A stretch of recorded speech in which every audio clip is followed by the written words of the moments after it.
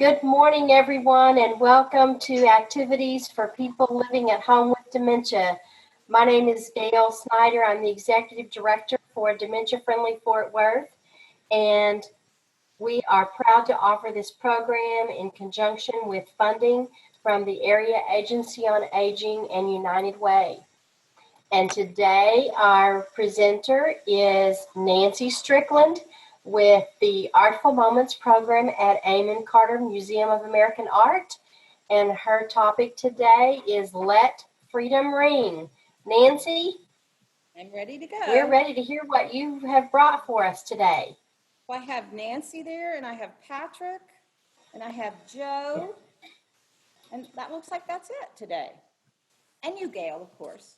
Are you hearing me? And I made you co-host, so when you're ready to share, you should be able to. Okay, I'm going to go ahead. Nope, I'm not going to pull that up just yet because we're going to look at something on the wall right here. So it was painted in 1850, well, exactly in the middle of the 19th century. So it was painted well after the time period that it depicts. And I'll tell you the name of it again. It is Marion. That would be General Francis Marion crossing the PD. So does that sound familiar in terms of a general crossing a river? What other famous general do we know that crossed a river during a time of conflict? You're going to kick yourself when I tell you. George Washington. You know, George Washington crossing the Delaware. Well, this was painted I guess it's a historical painting, and it is referencing General Francis Marion, who I had never heard of prior to coming to know this painting at the museum. I'm going to get a little closer. My picture is so tiny. I know what I need to do. Let me do this so I can see what you're seeing a little bit better. I've got you on gallery view, and I need to put you on speaker view if I can. Nancy, I'm just looking at you instead of the painting that I'm trying to show you. But I don't see speaker view right now, so I'll just keep it like it was. Here we go. So now I got really close. I got so close we're kind of blurry there. But this is General Francis Marion right here. He's the one in the middle with the blanket around him. And we know he's the general because of this epaulette right here on his shoulder. And another high-ranking officer. This is during the time of the Revolutionary War. And while George was busy crossing the Delaware, Francis Marion was fighting in the south. The PD River is in the south. Let me pull you out a little bit here so it's not so focused in. And actually, sometimes children, when they look at this, they wonder, well, if this is military, why aren't these guys all wearing uniforms? And you know, during that time period, and even sometimes even later in wars, up through even the Civil War, the regular ranks didn't always have all of the right equipment or the uniforms to wear and so forth. But it's showing us the heroic efforts of this particular general. There are a couple of African Americans on the boat. He did have African American slaves, and this is likely a depiction of the people in bondage that he had during that time period. And he was famous for this sort of what come to be known as guerrilla warfare, where you're kind of sneaking up on the enemy. And he had in fact kind of taken a roundabout way through this swampy river and freed these militiamen who had been captured by the British, and then was able to bring them to freedom. So I want to show you the other painting that we talked about. So let me slideshow.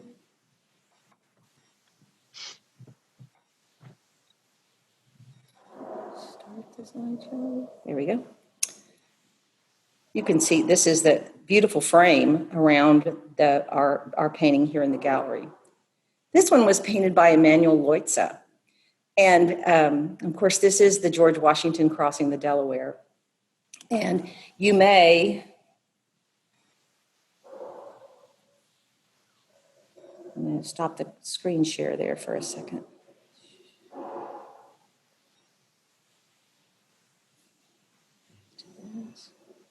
There we go. You may have seen that particular painting. It's at, I believe, the Metropolitan Art Museum in New York City, and it takes up like an entire wall. It's an enormous painting. But one thing that I think is interesting about both of them, how likely do you think it would be that both of those generals, either or both of those generals, would have actually been, in George Washington's case, he's standing up on the boat on a December evening in the freezing weather. This one's riding his horse, and he's on his horse. They're a little bit dramatic. And of course, the artist has the license to do that, to make things maybe a little bit more exciting than they might have been otherwise. So we're talking about freedom today. So I'm going to turn and show you this beautiful sculpture. It's a little bit hard sometimes to see a sculpture on a video conference. Let me get in a little closer.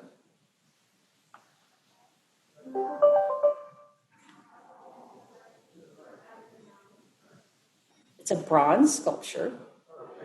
Here's the upper part of it.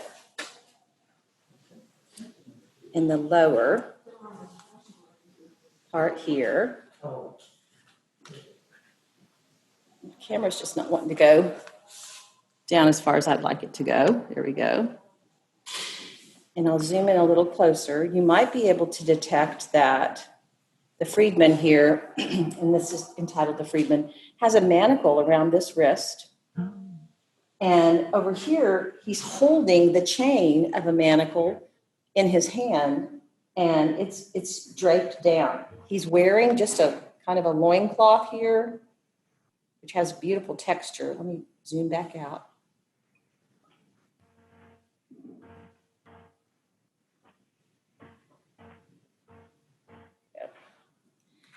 This was created by an artist whose name was John Quincy Adams Ward.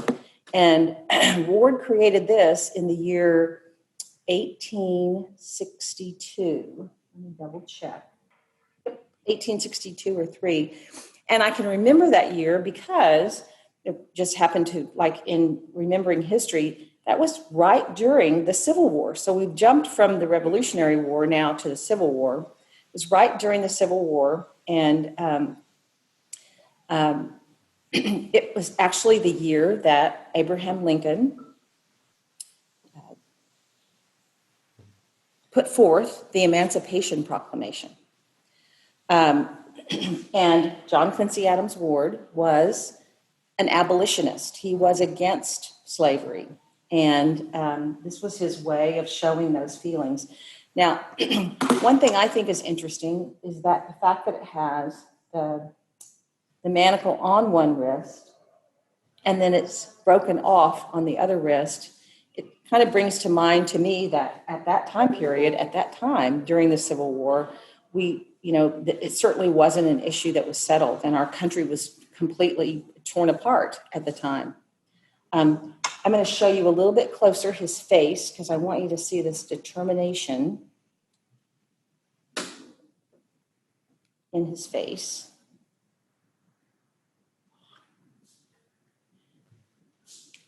There we go.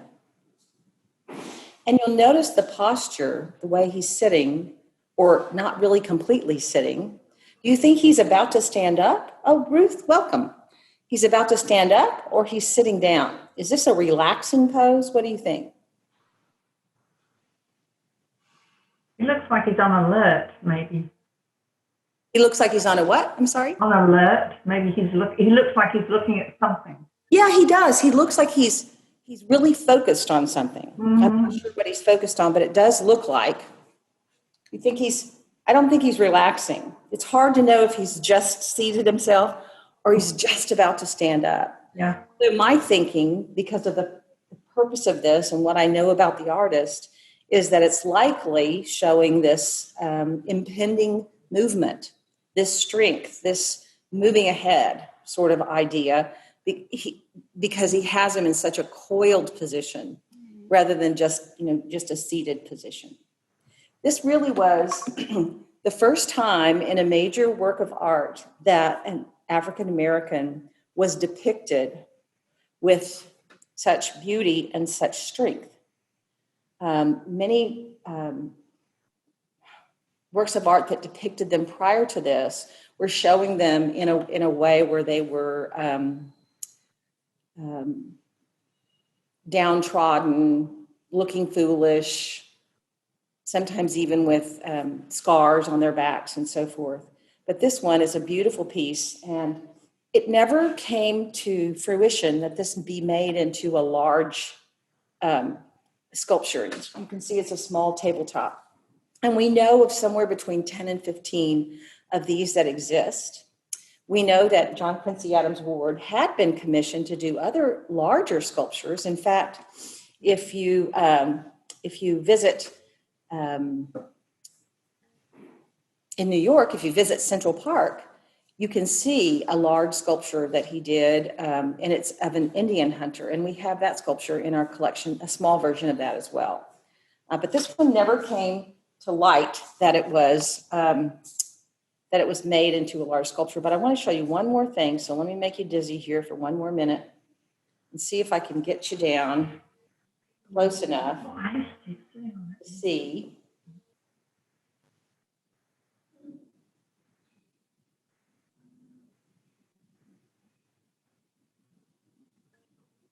This key. Sorry. There's a key here. It's kind of large in proportion to the sculpture, but the key happens to fit into the manacle that's on this. Let's see, let me go the other way. That's on, and I know this is really hard to see, but it happens to fit in the barrel portion of this manacle that's on his wrist.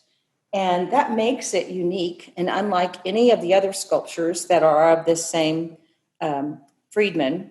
And this one happened to have been in this part of the country for a while. There was a daughter of an African-American activist who owned the sculpture. We don't know how it came into her possession, but at her death, it was discovered that she owned the sculpture. And then somehow it came into the collection of the museum here. Any comments or questions on this one? I'm going to go back to my PowerPoint now and show you a few more things that have this. What is happening when I show you this is I am losing you.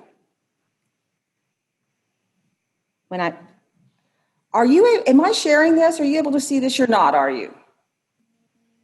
We see you. You see me? Yeah. You did see the George Washington painting, did you not? You did not. No. That's because I didn't do that screen share thing right. Let me try that again. Screen share? That's what I did wrong. And I'm sorry that you missed that, but I'm not going to go back to that right now. But now, goodness gracious, I'm sorry. But most of what I wanted to show you here,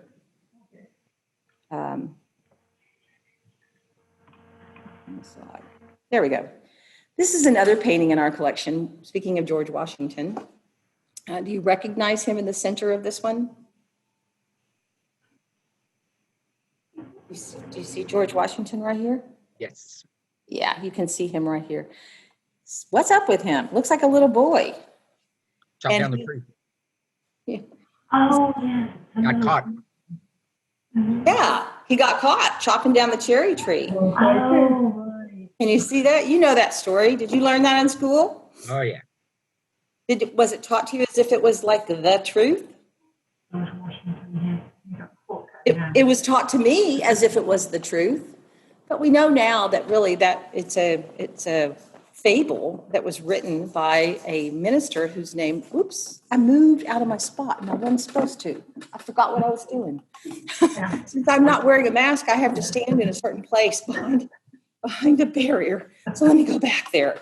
But anyway, yeah, so Parson Weems wrote that story, put it in the biography of George Washington to teach us all to tell the truth. But I think it's very, it's kind of funny that he wasn't telling the truth when he wrote the story.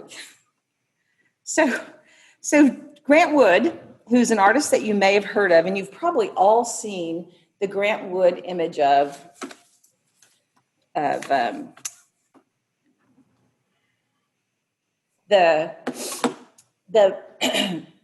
father and daughter holding pitchforks, standing in front of a Gothic style building. It's called American Gothic. The Farm Family. Remember seeing that? That's a. There have been riffs on that and satirical things on that are used. I've seen like Mickey Mouse and Minnie Mouse posing the same way. But anyway, Grant Wood painted this as well. And he's talking about the story of George Washington and cutting down the cherry tree. And it looks like everything in this painting is pointing to George Washington as the guilty one. Do you see some things pointing to George? Of course, we see a hand. Who is that guy? We'll come back to that in a second. Then we see George's father's hand seems to be pointing right at him.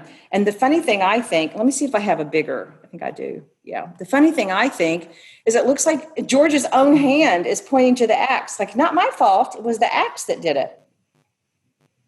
You see that? And even the cut on the tree, look down at where the tree's been chopped. That seems to be pointing to George Washington too. What kind of relationship did you have with your parents? Can you remember? Were they kind? Were they kind but disciplinarians? Mm-hmm. Yeah. We knew that we had to toe the line. Sometimes we even got spankings if we didn't. You know, George Washington's father was supposedly a very kind man and understanding, and that's part of what's in this fable too, is that George says he can't tell a lie, and the father forgives him. Actually, Grant Wood, the artist of the painting, did not have that kind of relationship with his father. His father was very strict and very harsh, and we don't know if there's something that he's saying about that as well when we look at the painting. But I did want to call your attention to this guy over here. It looks like the largest figure, the one that's closest to us, it looks like he is pulling back a curtain. Do you see that in the back? Nancy, you see that? He's got his one hand behind him and he's pulling back the curtain. And then the other hand, he seems to be pointing at the story. And he's looking right at us like he's the storyteller. Who would that be? It's not George grown up.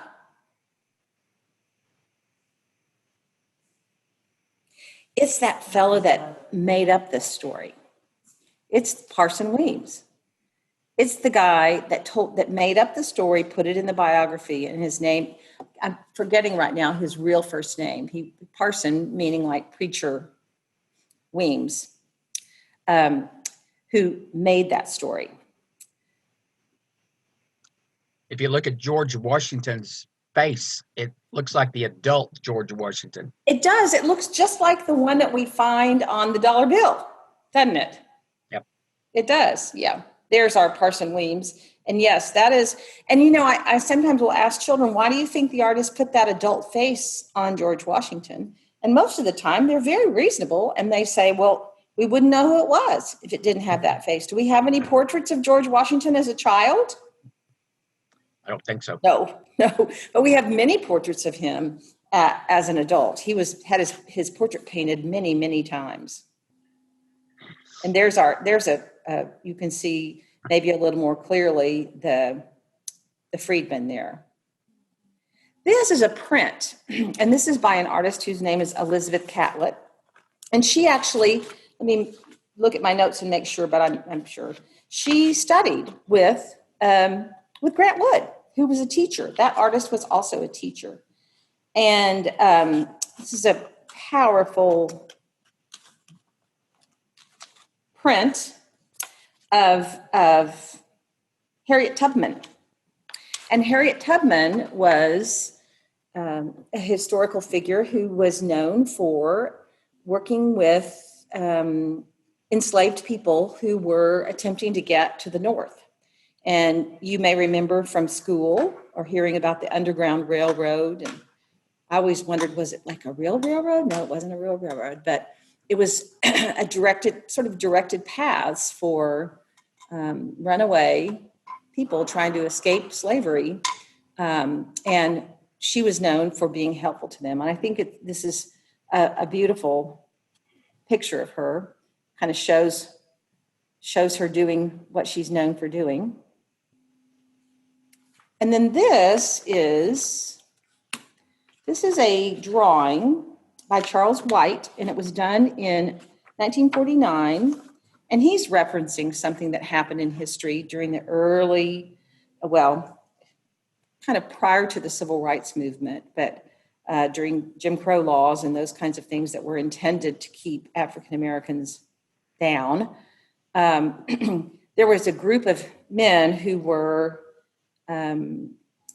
arrested and convicted inaccurately. They turned out to be not guilty for the killing of a person. And this is the sister of one of them. They were called the Trenton Six. And this is the sister of one of them who worked tirelessly in order to free them. I love the strength that this artist shows in the woman's arms. This is ink over graphite, which is pencil. So it's a pencil and ink drawing.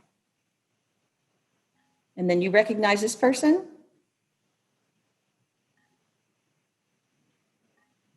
Martin Luther?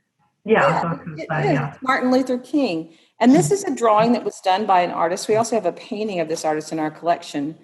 The artist is Ben Shawn, and was painted in 1965 during the height of the Civil Rights Movement. And actually, I say painted, it's a drawing, and it was done for the cover of Time magazine. So in 1965, I'm trying to think of where I was, what I was doing in 1965. I was 12. I was 12 years old.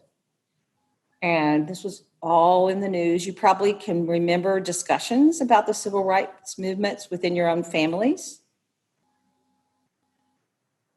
I remember discussions with my dad, my mom.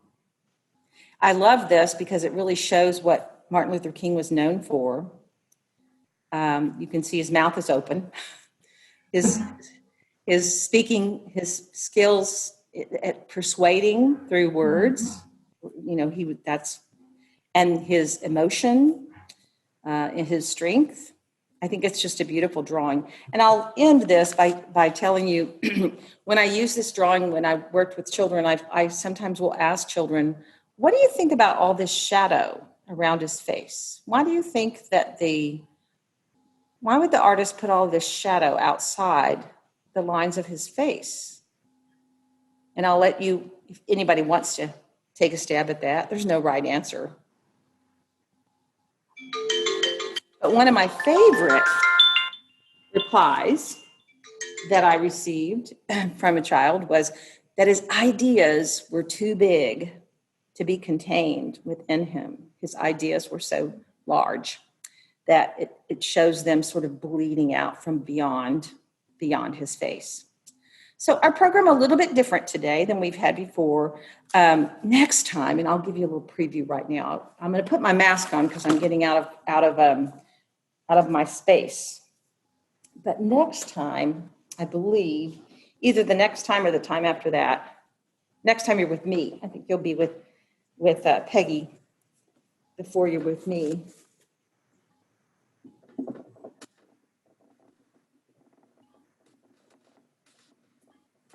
We're going to talk about these little cabinet cards. And this is, let me take it off the screen share. Just a second.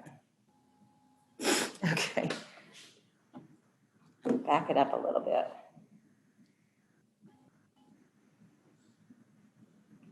So, photography, it is called acting out. And it was at a time period in photography when having your picture taken was, a big event and something that was more accessible to everyone. The little photographs are actually, I'm just going to shoot into this room.